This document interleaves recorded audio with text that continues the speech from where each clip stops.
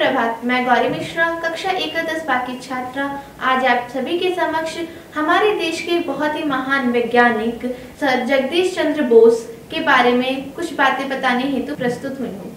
Sir Jagdish Chandra Bose, जिनका जन्म 30 नवंबर 1858 में बंगाल में हुआ था। इनकी माता का नाम बामा बोस व पिता का नाम भगवान चंद्र बोस था। इनके पिताजी डिप्टी कलेक्टर थे। उस समय अमीर लोग अपने बच्चों को बहुत ही बड़े स्कूल में या अंग्रेजी स्कूल में पढ़ाया करते थे।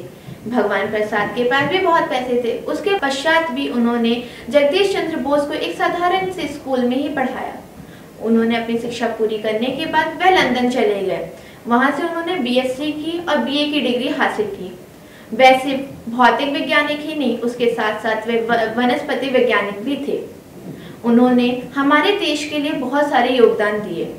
आज हम सभी जानते हैं कि रेडियो का आविष्कार मार्कोनी ने किया है, परंतु रेडियो का आविष्कार मार्कोनी ने नहीं, मार्कोनी से 2 वर्ष पहले ही सर जगदीश चंद्र बोस ने ही उनके बारे में बता दिया था। सर जगदीश चंद्र बोस ने यह भी बताया था कि पेड़ पौधों के अंदर भी जीवन होती है, वो भी चीजें महसूस करते हैं, उनके अंदर भी भावनाएं होती हैं। उन्होंने प्लांट टिश्यूज पर अपने अध्ययन किए। उससे प्लांट टिश्यू में तापमान और बदलते मौसम की वजह से होने वाले परिवर्तन के बारे में उन्होंने अध्ययन किया।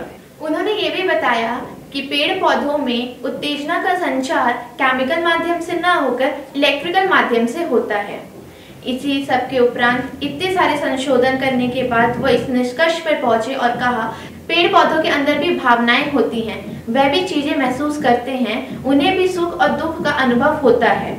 इन्होंने ऐसे कई सारे शोध किए जिससे आज हमारी जिंदगी बहुत ही ज्यादा आसान हो गई है। इन्होंने माइक्रोवेव का आविष्कार किया जिससे आज माइक्रोवेव ओवन बना। इन्होंने रेडियो तरंगों के बारे में भी हमें बताया जिससे आज radio, television, remote sensation, internet जिसका हम सबसे ज्यादा प्रयोग करते हैं, ये सब हमारे जगदीश चंद्र बोस की वजह से ही मिला है।